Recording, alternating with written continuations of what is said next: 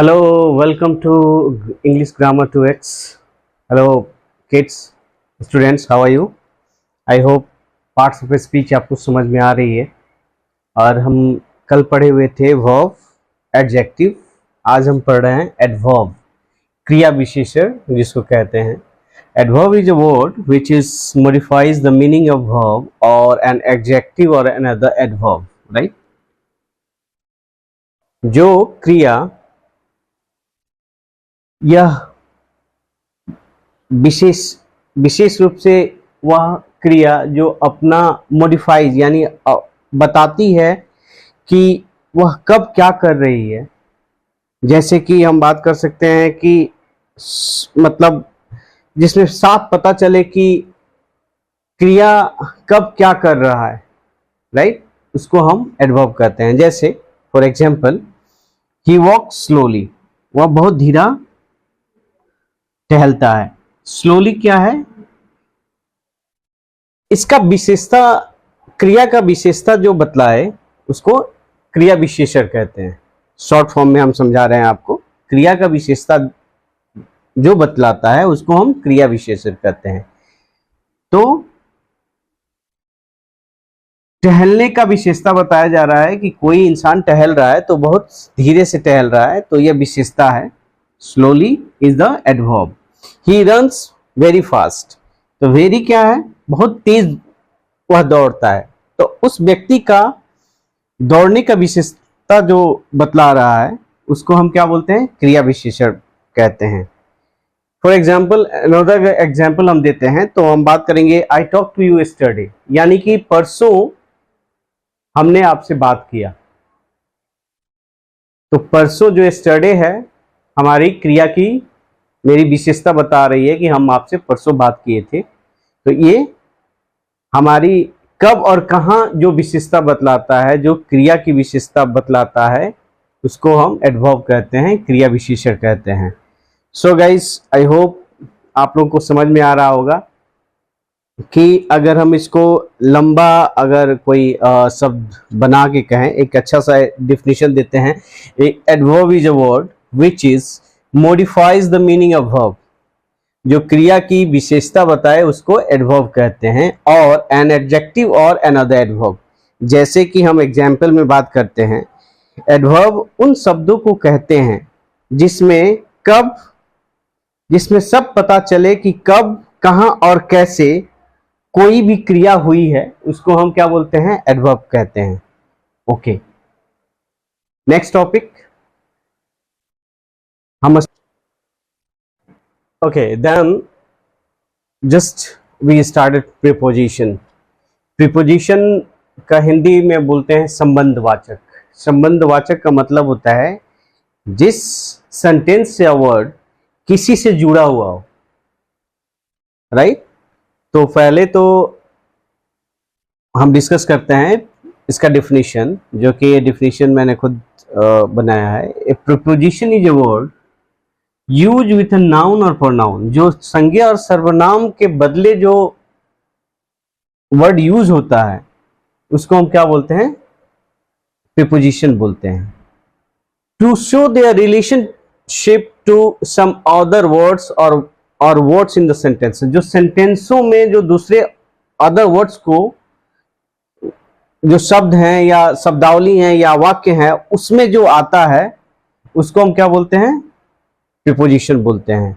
जैसे for example हम दे रहे हैं, he wrote a letter to him, उसने उसे चिट्ठी लिखा। तो टू ये नाउन और प्रोनाउन के रिलेशन को बतला रहा है कि उसको उसने चिट्ठी लिखा, तो टू जो है प्रीपोजिशन है। She lived her house with me, वह अपने घर में मेरे साथ रहती है। तो विथ जो है ये क्या है? प्रीपोजिशन है।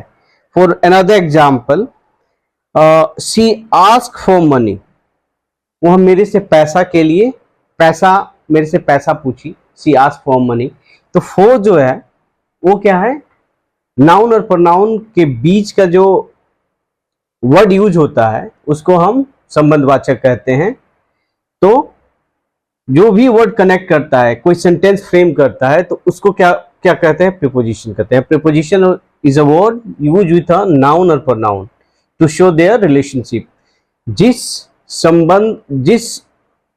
शब्द को हम संबंध के थ्रू उस इंडिकेट होता है, जिस सॉरी मैं इसको प्रॉपर हिंदी नहीं बोल पा रहा हूं, थोड़ा सा इसको प्रॉपर हिंदी ओके, संबंधवाचक, दैट मीन्स जो नाउन और प्रोनाउन का संबंध दिखाए, ठीक है, उसको हम प्रीपोजिशन कहते हैं। जैसे he wrote a letter to him, उसने उसको चिट्ठी लिखा। To is a preposition, she lived her house with me, और मेरे साथ अपने घर में रह रही है, तो विच इज द प्रीपोजिशन। तो सिंपल है, इसको सिंपल तरीके से कर सकते हैं। नाउन, जो नाउन और प्रोनाउन संबंध, किसी वर्ड्स, किसी शब्द से संबंध जो दिखाए, इंडिकेट करे, उसको हम संबंधवाचक कहते हैं। प्रीपोजिशन शब्द उसे कहते हैं किसी भी नाउन या प्रोनाउन के पहले आकर या उस नाउन प्रोनाउन को संबंध को दिखाए किसी वाक्य में या शब्द में, उसको हम प्रीपोजिशन कहते हैं। I hope you guys are getting all concept. If prepositions, I having a lots of problem to speak in the proper Hindi, but I'm trying to explain you proper Hindi. That's a problem with me. I am not able to framing the complete sentences in Hindi, right? Because I am the English medium guys. So, but I try to my level best for the basic beginner. Those who are watching my channel, I completely try for you guys are, and my targeting is that ki everyone is understand my teaching skill, so you guys, so other multi coaching center will not ripping up your pocket. Okay, so मैं हिंदी अपने से ये this is the complete definition, ये complete definition है। इसमें मैं आप यहां तक ही बोल सकते हो relationship, right, relationship. Preposition is a word use with noun और pronoun to show their relationship. Preposition वह शब्द है जो नाउन और प्रोनाउन के रिलेशनशिप को दर्शाता है, यानी कि संबंध को दर्शाता है, उसको हम प्रीपोजिशन कहते हैं, राइट। लेकिन कोई भी वर्ड या सेंटेंस को हम बनाते हैं तो वो भी एक प्रीपोजिशन का ही पार्ट होता है। तो we are understand all those things. Once you guys are completely grab the all concept, so gradually you will get to know each and everything. Fine. So ये काम करेगा कब? While making a sentence in English. So आप लोग जब sentence बनाओगे English में तो ये सारी चीजें ये काम आएंगी। Exactly, मैंने आपको अभी exactly definition जो बताया वही है। Okay? लेट्स सी, अब हम बात करते हैं कंजक्शन का। आपको पता चल जाएगा कि कंजक्शन है क्या। So okay, then will start for the conjunctions and interjections. So this is the preposition in the 6th part, and conjunction and interjections. After interjection we will do some homework, so you guys will get to know about the how we are going to frame the sentence. You guys are easily get to know कि कहाँ adjective लग रहा है, कहाँ adverb लग रहा है, कौन सा नाउन है, कौन सा प्रोनाउन है, कहाँ कंजक्शन लग रहा है, कहाँ इंटरजेक्शन लग रहा है। Everything you will learn gradually, so don't need to worry, be focus and be passive. Okay, so हम लोग डिस्कस कर रहे हैं कंजक्शन। कंजक्शन मीनिंग से आपको पता चल रहा होगा कि इसका क्या है। इसको हिंदी में संयोजक अवयव बोलते हैं, यानी कि जो वर्ड या सेंटेंस को कनेक्ट करे, राइट, उसको हम कंजक्शन कहते हैं। Conjunction is a word which join one और मोर वर्ड्स टुगेदर, राइट। जैसे आई वांट पेन और पेपर, तो एंड क्या है? पेन और पेपर के बीच का जो वर्ड जोड़ रहा है, तो एंड जो है कंजक्शन है। गिव मी बुक और अ नोटबुक, मुझे किताब या कॉपी दो। तो ये दोनों में से कोई एक दोनों वर्ड्स को जोड़ रहा है तो उसको हम क्या बोल रहे हैं, और को, एंड को। ये कंजक्शन का एग्जांपल है। For more example I am just talking, I like him, I like him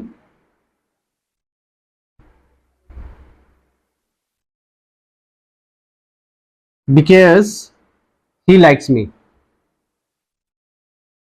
he likes me। because क्या है, कंजक्शन है।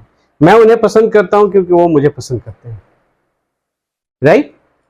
तो ये कंजक्शन है। कंजक्शन दो वर्ड या सेंटेंस को संधि कर मतलब जोड़ने का जो काम करता है उसी को हम कंजक्शन बोलते हैं। सिंपल। सी स्टूडेंट्स, कंसेप्ट क्लियरिटी होनी चाहिए।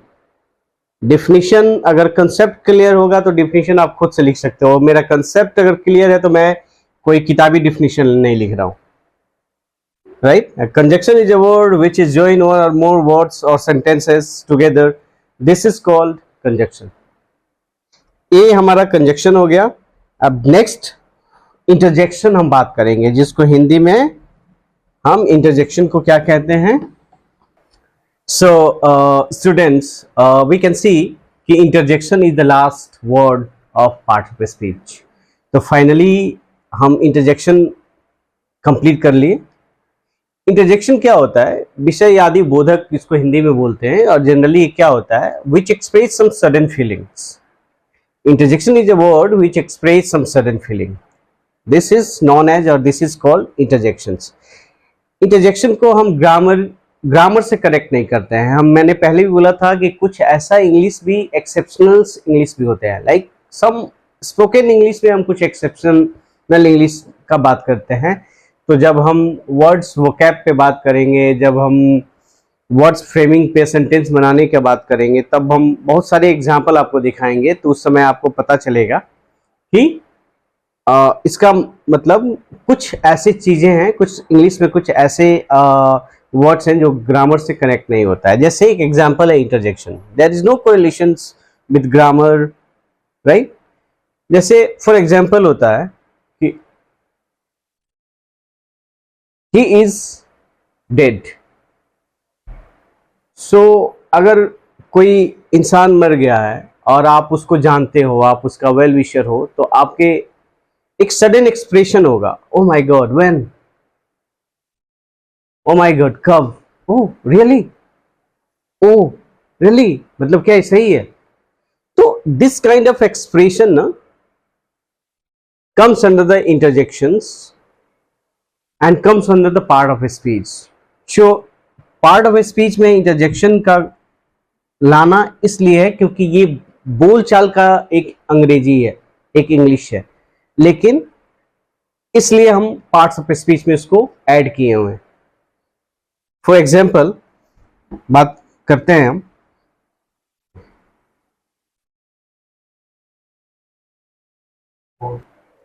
ही इज गॉन, वह चला गया।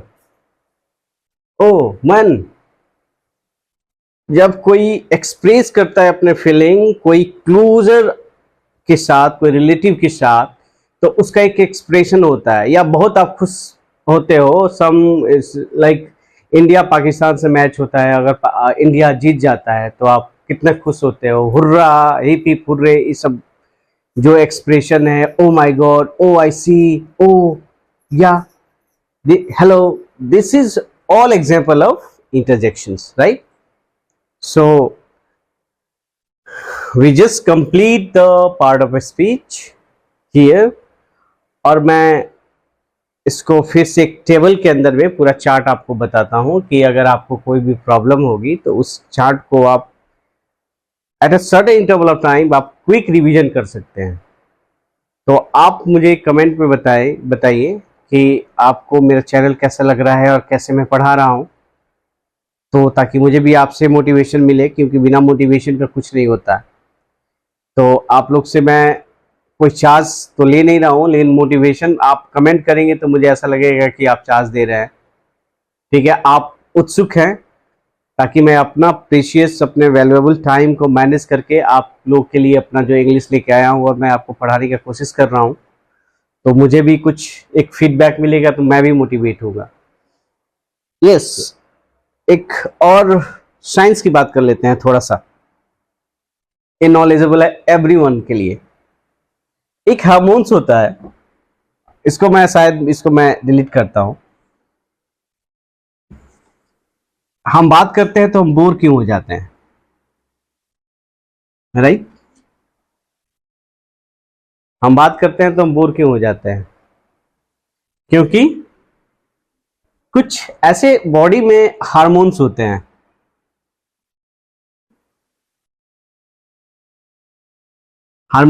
हैं, उनको हम हैप्पी हार्मोन्स के नाम से जाते हैं ह्यूमन बींग्स पे। हैप्पी हार्मोन्स के नाम से जानते हैं।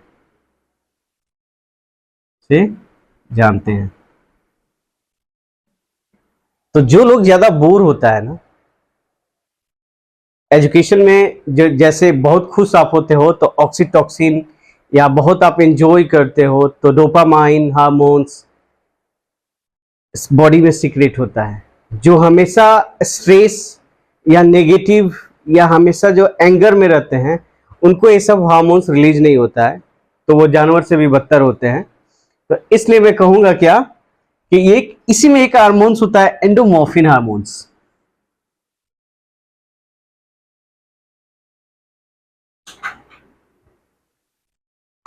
एंडोमॉर्फिन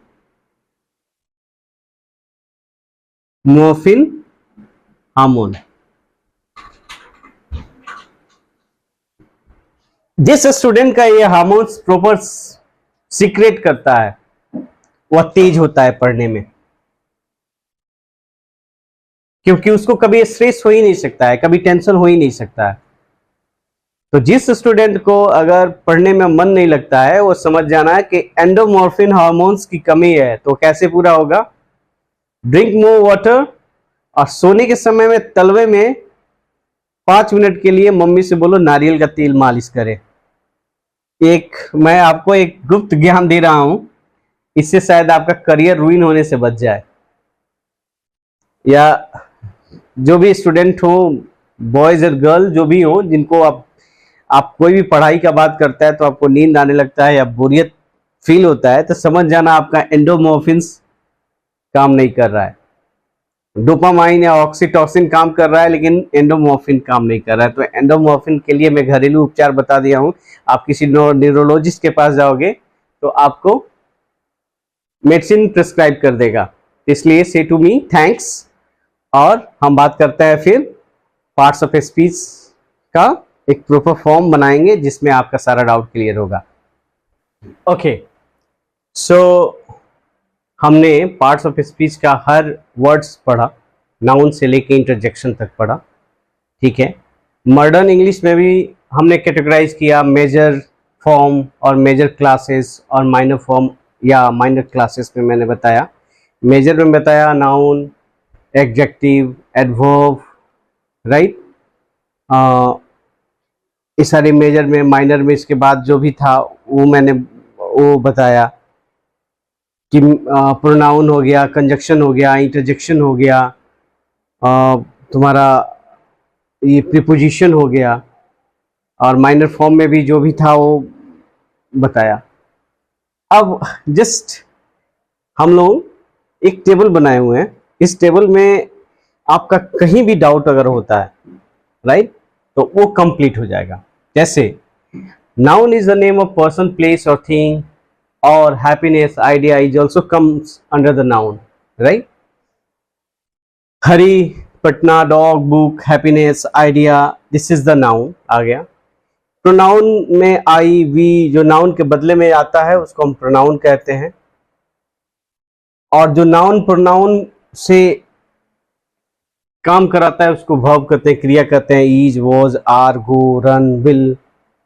एडजेक्टिव जो नाउन प्रोनाउन का विशेषता बतलाता है उसको एडजेक्टिव कहते हैं। Good, bad, tall, fat, short, red, colour, I mean red is a colour, my short is red, my shirt is red, यानी कि मेरा शर्ट जो रेड है, तो रेड क्या है, एडजेक्टिव है, उसका शर्ट का विशेषता बता रहा है, राइट।